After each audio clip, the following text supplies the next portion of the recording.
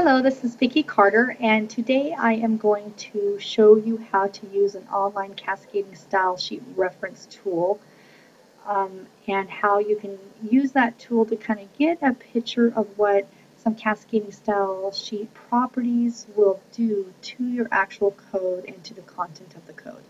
I think one of the hardest things for most students when they're learning to do HTML and they're using cascading style sheets is to picture what those cascading style sheet properties are going to do to their HTML coding, or how, in other words, that is going to be looked at through the browser. When you do a lot of it, you'll have a good idea of which tags, which code will make a tag work one way or the other, but as you're just getting to know it, it just feels very overwhelming. So to help with that feeling of overwhelming to go away, and also to give you some references on how you can and what you can do with styles properties, I'm going to show you this reference tool. You do know that for your EUP1, you're going to have to know how to do some font changes, and you're going to have to know how to do type selectors to style some of your elements. You're going to also need to know how to do class selectors to style HTML elements, and you're going to need to know how to do ID selectors to format specific areas. So when I get into this reference tool, I'll show you how you can see all the different properties that can go with each one of those things that you have to do for your web page. One little tip I'm going to show and share with you that was shared with me really early on when I was starting to code was when you're working on a new page or a bunch of new pages and you're still working on your styles. One thing that was given to me as a tip was to do all your styles in your head of the page. And when you're all done doing all that, then you can cut and paste and take it to whatever your main cascading style sheet is and get it all set up correctly. That makes it a little easier than from toggling between your HTML pages and your main cascading style sheet page, or whatever your main page would be. And then what you would do is when you're all done with your styles and your coding and you're ready to publish, you would take those out, put them in your main cascading style sheet page, and put in here your reference link to link that page off of the server so that everything will be handled the way that you wanted it to. For this particular little HTML file folder, let me show you what it looks like without any styles applied. Like I said, it's nothing very special. It's just your basic white background. It has a title, it has a head, and here's the funny little image, and it has a small little paragraph. We're going to go back and use this in a little bit, and I'll show you how I just do this reference page.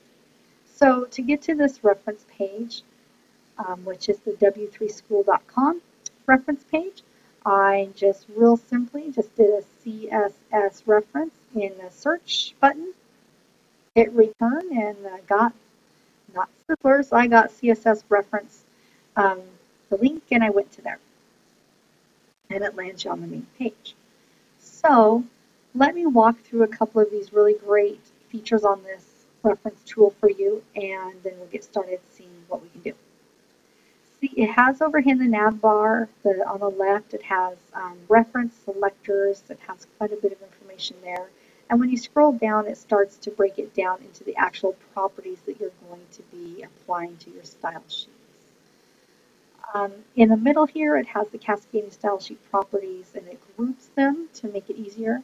And on the page is just a box or a table format with the additional links, and we'll go into there in just a minute.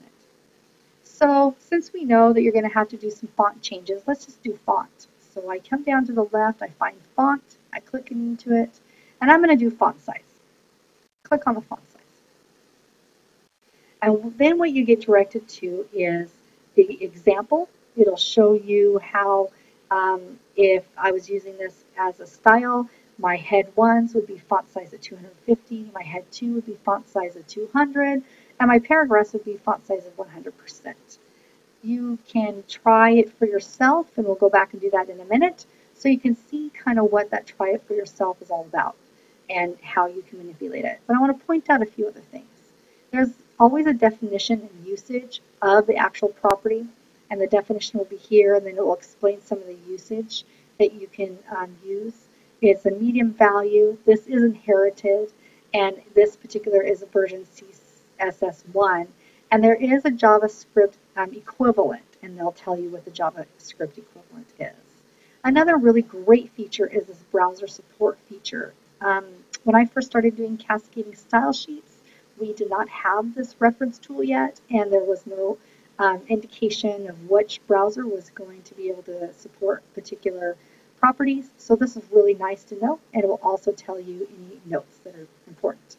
Another aspect that I really like about this reference is that they have this property value, and then they have play it. And let me show you what play it. At first when I saw this, I thought play it would be a video, but really it's playing with the code. So when you click on play it, it shows the property again, and it shows what the font, like this one is font size, and then it gives you options to kind of see what would happen. It gives you a results page, a results box, I'm sorry, and it gives you the actual code of how it would look in code.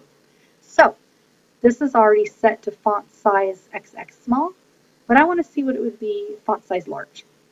So if I wrote in font size large in my coding, then this is how it would change in this particular division. But say I really need to be very specific, and 20 pixels is where I'm thinking.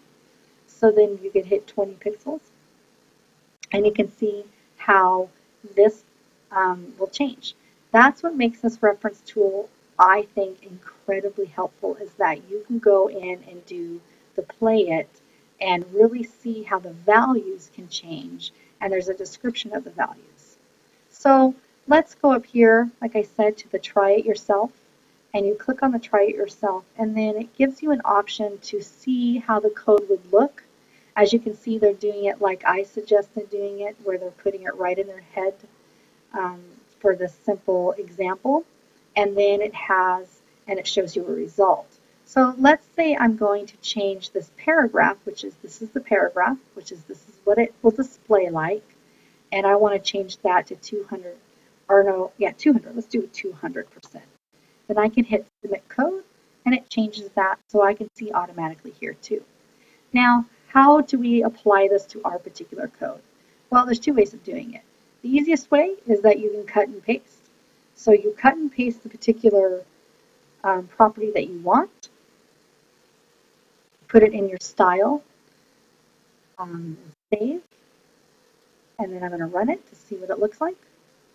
And as you can see, my individual paragraph, the only one paragraph I have on there, did get much bigger.